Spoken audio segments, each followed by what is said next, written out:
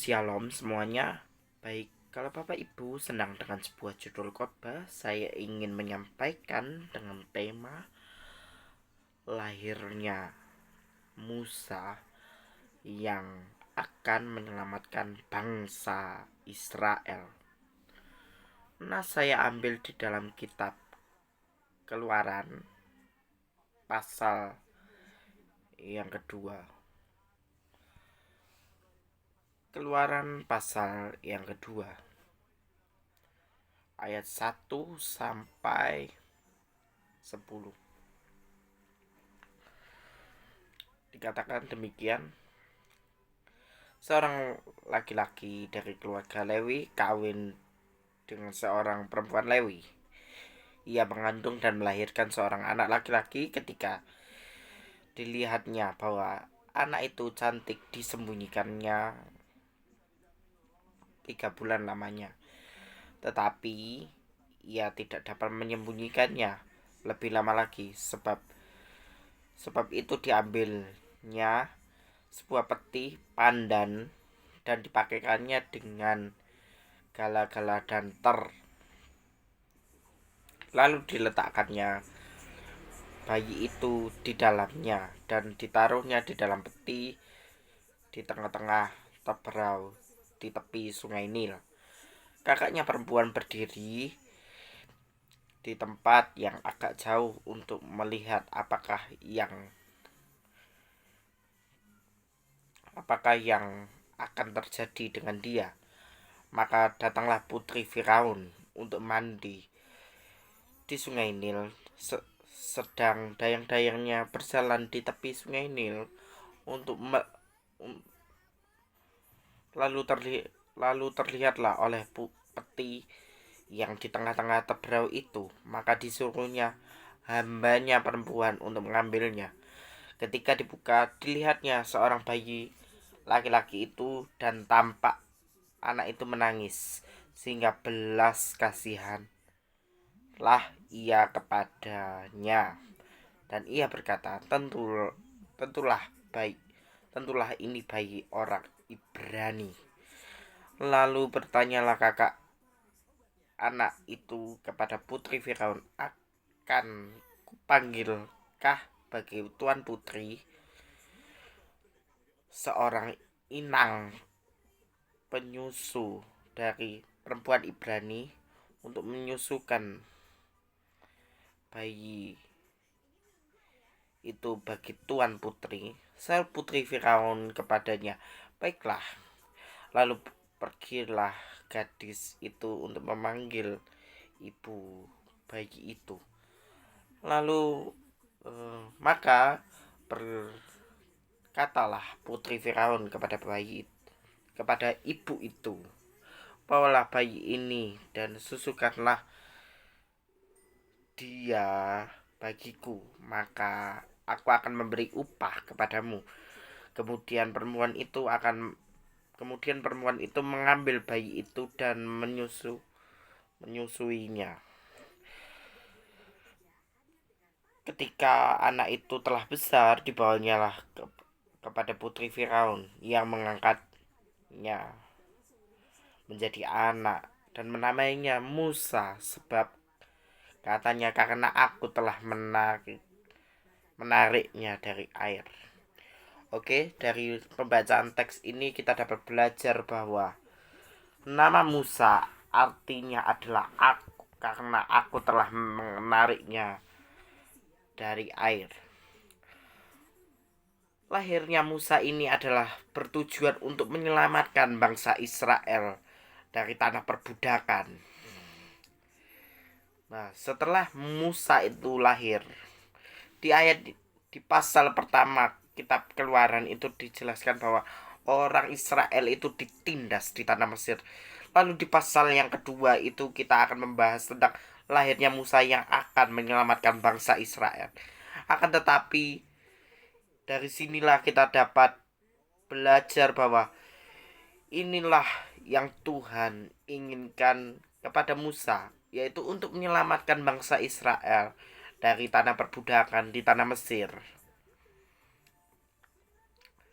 Dan putri Firaun tadi itu memberikan upah kepada sang pengasuh untuk memberikan ya eh, dalam artian ASI untuk si bayi yang telah dilahirkan itu.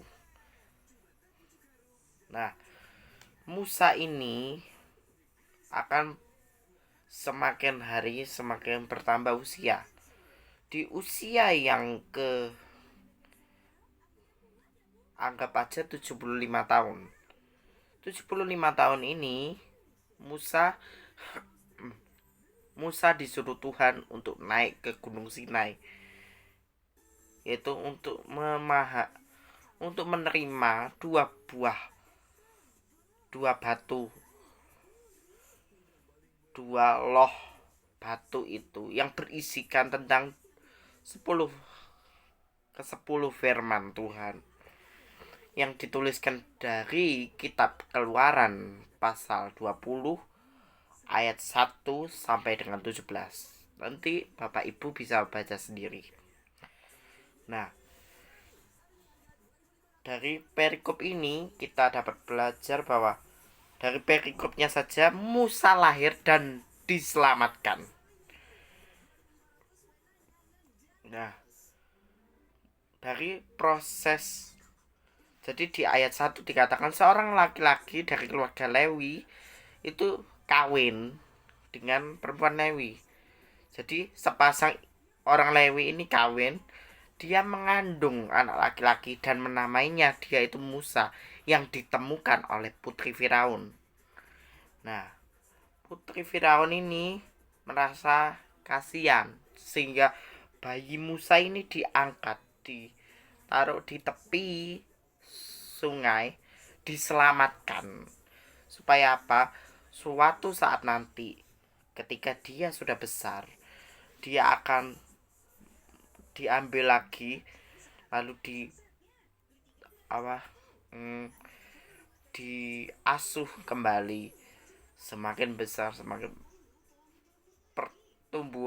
perkembangan anak itu harus dijaga dengan baik, diasuh dengan baik supaya anak itu terarah dengan baik,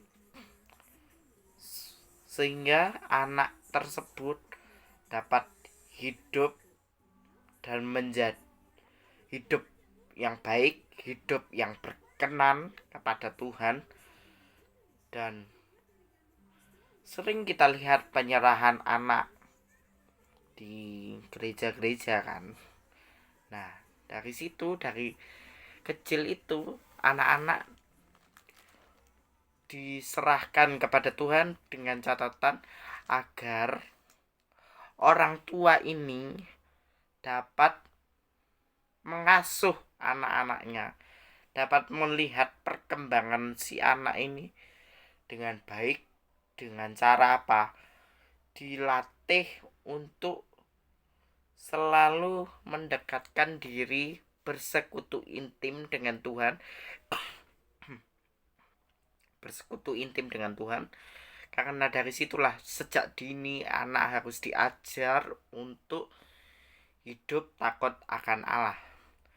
Sejak umur bayi, balita sampai tuanya nanti harus hidup takut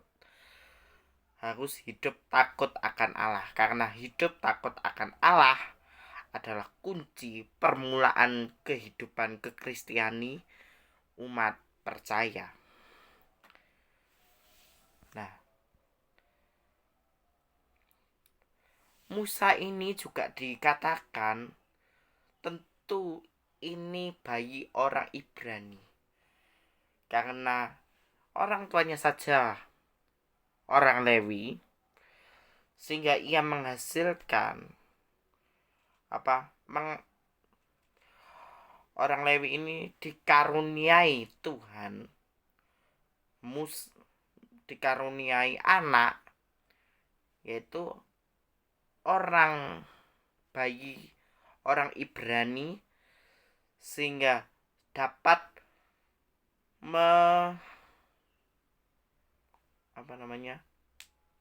membantu bangsa Israel untuk keluar dari tanah Mesir, sehingga perjalanan bangsa Israel akan kedepannya semakin tidak karu-karuan.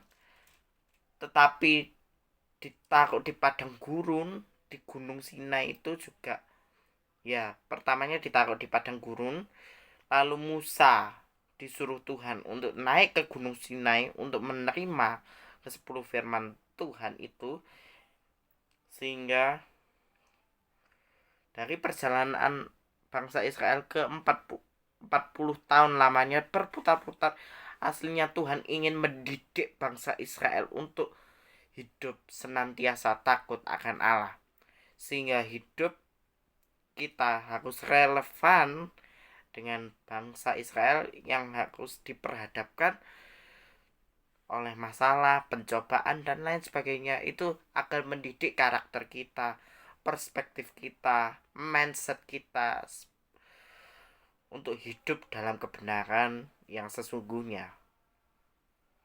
Oke, demikian saudara. Terima kasih dan Tuhan Yesus memberkati kita sekalian. Amin, amin, amin.